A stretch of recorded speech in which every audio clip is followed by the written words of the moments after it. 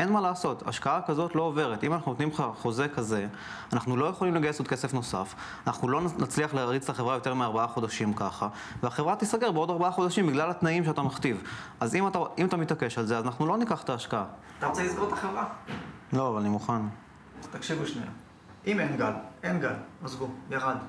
לא משקיע, שתינו וויסקי, נפרדנו כידידים, מחרתיים אנחנו באים לפה שלושתנו בבוקר בידיעה שאין גל. אין. זהו, ממשיכים כרגיל. אוקיי. מה אנחנו עושים? אלרן, זה מה שאני אומר לך, אנחנו סוגרים את הבסטה והולכים לישון. אתה צריך להשלים עם זה.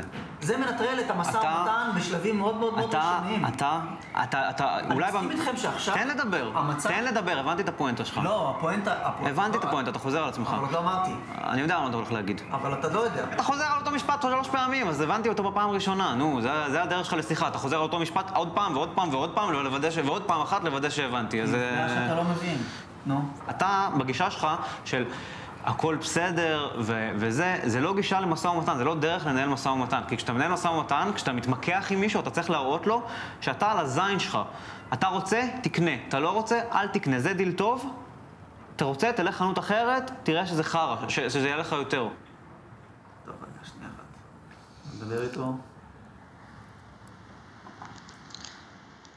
תראה, כן. תראה, העניין הוא כזה, האחוזים שנתת שם עבור ההשקעה זה משהו שהוא...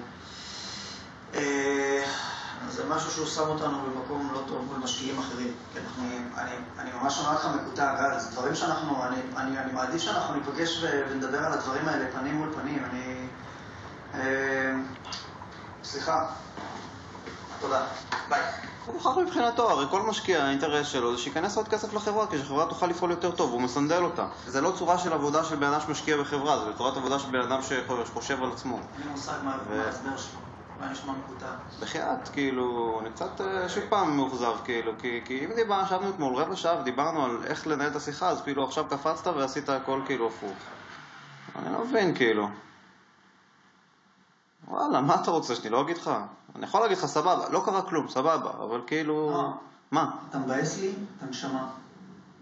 אתה מבאס לי את הנשמה, תפסיק עם השטויות האלה. תפסיק להגן. אתה מבאס לי את הנשמה. אתה מבין את זה? אבל מה דיברנו אתמול, נכון? אני מסביר איתך, אני אומר לך, שאתמול... זה מעניין, זה מעניין. לא, בבקשה, לצלם.